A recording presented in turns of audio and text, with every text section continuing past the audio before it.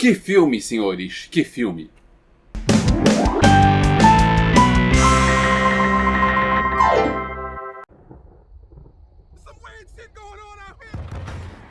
You keep dancing with the devil.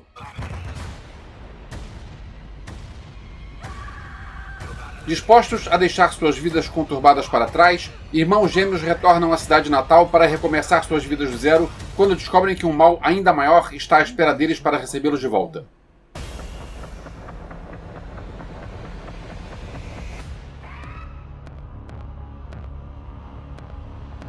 Galera, antes do conteúdo, aquele aviso de sempre, se você está vendo esse vídeo não é inscrito, se inscreve aqui embaixo, dá um like pro YouTube e compartilhar para outras pessoas. Pode escrever um comentário que eu vou responder esse comentário. Não esqueçam que eu abri um clube de membros e eu abri uma loja de camisas online, Armário Limitado. O link vai estar na descrição, montink.com/armário. Pecadores. Eu vi Nas Terras Perdidas num dia, eu vi o Pecadores no dia seguinte. Pecadores é muito melhor, eu queria falar sobre Pecadores antes, só que eu tenho tanta coisa para falar sobre esse filme que eu preferi atrasar o meu vídeo para poder falar com mais calma, porque Pecadores é um filme que merece a gente ter um carinho maior no que a gente vai falar sobre ele. Eu vi Pecadores ao lado do meu amigo André Gordirro, e ao fim da sessão ele fez um comentário que eu faço questão de repetir aqui. Ele falou assim: a gente, como crítico de cinema, a gente vê tanta porcaria, e é tão bom quando a gente finalmente vê um filmão como esses. Porque Pecadores é um filmão. É daquele tipo de filme que dá vontade de rever assim que acabou a sessão. Escrito e dirigido por Ryan Coogler, que fez Pantera Negra e Creed, o Pecadores, ou Sinners no original, estava na minha lista de expectativas para 2025 e eu posso dizer tranquilamente que superou qualquer expectativa que eu tinha. Porque é daquele tipo de filme onde tudo está no lugar certo. A história é boa, o elenco está ótimo, a ambientação de época é perfeita, os efeitos especiais são excelentes e a trilha sonora... Cara, a trilha sonora me pegou como há muito tempo uma trilha não me pegava. Mas antes de entrar no filme, eu preciso falar sobre spoilers. Porque tem uma coisa que acontece bem no meio do filme que muda completamente o rumo da narrativa. E tem muita gente comentando o que acontece, porque afinal isso aparece no segundo trailer. Eu tinha visto só o primeiro trailer não diz o que é. E o segundo trailer já dá uma dica do que vai acontecer. E tem muito vídeo aqui no YouTube que já fala sobre o que é, mas eu acredito que é sempre melhor você ver o filme sem saber de nada, então eu não vou comentar o que acontece. Esse é um vídeo spoiler free. Acontece alguma coisa no meio, você sabe que vai acontecer, mas eu não vou dizer o que é. Vamos lá, Pecadores começa com um rápido prólogo e aí a história volta para o dia anterior. A gente está nos anos 30, no sul dos Estados Unidos, a gente conhece os gêmeos Fumaça e Fuligem, e eles trabalharam em Chicago com o Al Capone, então eles têm aquele perfil meio de gangster. E eles querem abrir um clube de blues só para negros. E essa primeira metade do filme, antes do filme virar terror de verdade, é uma metade mais lenta, onde a gente conhece os personagens, porque a gente precisa saber quem são os personagens, qual é a relação que tem entre eles. E o roteiro, escrito pelo mesmo diretor, Ryan Coogler, ele é muito bem estruturado nesse aspecto. Porque quando o filme muda de rumo na segunda metade, acontece um troço que o filme muda de caminho completamente. A gente sabe quem são aquelas pessoas, a gente tem um motivo para a gente se importar por elas. E finalmente eu preciso falar da trilha sonora.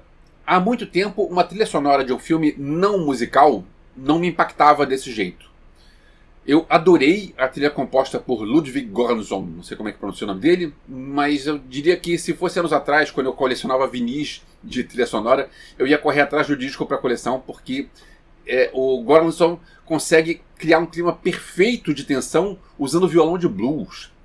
O Göransson já tem 2 Oscars na prateleira, por Pantera Negra e por Oppenheimer, e pra mim não vai ser nenhuma surpresa se ele for indicado de novo agora no que vem por causa dessa trilha, porque essa trilha realmente é muito, muito boa. Eu diria que a trilha sonora daqui é tão importante quanto no filme musical. A última vez que eu vi algo parecido com isso foi com Baby Driver, porque no Baby Driver tinham várias cenas que eram editadas coreografando com a música da trilha.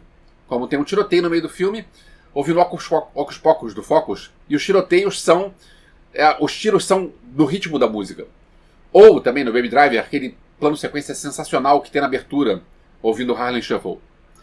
A diferença é que Baby Driver eram músicas pop e aqui em Pecadores é uma trilha sonora original, ou pelo menos eu não conhecia nenhuma das músicas. De repente tem uma música que era tradicional, eu não sei. Eu não conhecia nenhuma das músicas, pra mim é uma trilha que pra mim é novidade. Mas eu diria que a trilha aqui é quase um personagem do filme. Quase tudo é em cima de blues, mas abre um espaço pequeno para outros estilos, e inclusive tem uma cena muito boa usando música irlandesa. Ainda nesse tema, tem uma cena sensacional no meio do filme, que é uma cena que vai dividir opiniões, porque é uma cena bem fora da caixinha, mas que se você entrar na onda, vai curtir e muito, porque é uma cena muito boa. Tem uma frase no início do filme que ela fala assim, ela fala que a música pode invocar espíritos do passado e do futuro e que pode romper o limite entre a vida e a morte. E aí a gente vê um plano sequência que começa com o personagem Sammy cantando, tocando violão e cantando, e aí a música cresce. E a música, pelo lado sonoro, ela toma rumos inesperados. E a câmera está rodando e começa a passar por caminhos igualmente inesperados. É daquela sequência para aplaudir de pé. E já que eu falei do som, eu queria falar de alguns detalhes geniais que merecem uma ida ao cinema. Não vejo o filme em casa, eu vejo o filme no cinema com um som bom. Vou citar 2 exemplos. Um deles tem uma personagem que ela está mexendo com feitiços. Aqueles tipo búzios, mas não é búzios, sei lá, os feitiços que eles usam lá. E a voz dela aparece, ela soa mais encorpada. É só ela falando, mas a gente sente que ela não está sozinha, e eles conseguiram colocar isso como efeito sonoro na voz dela. A outra tem um personagem que está contando uma história. E numa narrativa convencional, ou a gente veria um flashback, ou então só veria o cara contando a história. Só que aqui a gente não vê o flashback, mas a gente ouve o que acontece no flashback. Ou seja, é o cara contando o que aconteceu, a câmera mostrando o personagem e a gente ouvindo o que estava acontecendo. Os efeitos especiais são muito bons. Já é o 4º filme que eu vi em poucas semanas onde um ator interpreta 2 papéis. Teve isso no Mickey 17, teve no Macaco e teve no Alto Knights. Pecadores não tem muitas cenas com os 2 personagens interagindo. Nesse aspecto, o Mickey 17 é mais impressionante. O Mickey 17 tem muitas cenas com os 2 Mickeys, o Mickey 17 e o Mickey 18. Aqui não tem tantas cenas assim. Tem algumas cenas que são muito, muito bem feitas, mas não são muitas cenas assim. Mas eu posso dizer que todas as cenas onde a gente vê os 2, o Fumaça e o Fuligem juntos, as cenas são perfeitas. E quando o filme se assume terror, a gente tem uns efeitos de maquiagem muito bons.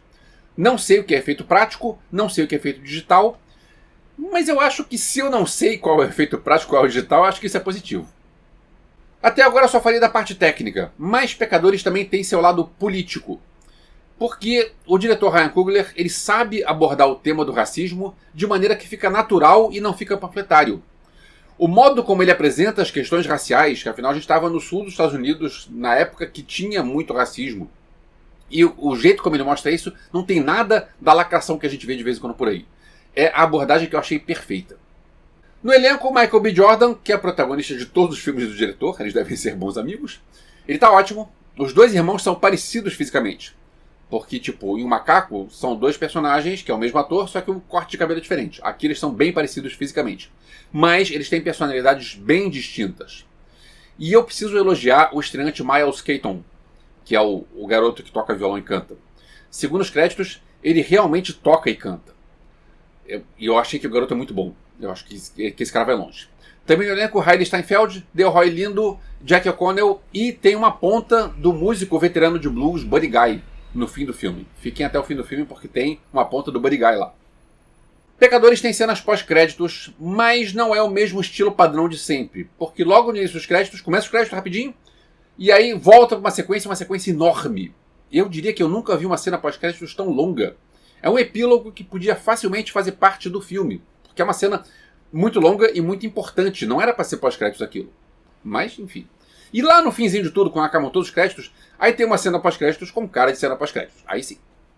Por fim, uma coisa técnica que eu não entendi, não me incomodou, mas eu não entendi muito o motivo. Porque eu sei que parte de Pecadores foi filmado em IMAX, eu vi na sala IMAX, então algumas cenas têm aquele formato mais quadrado, que ocupa toda a tela do IMAX.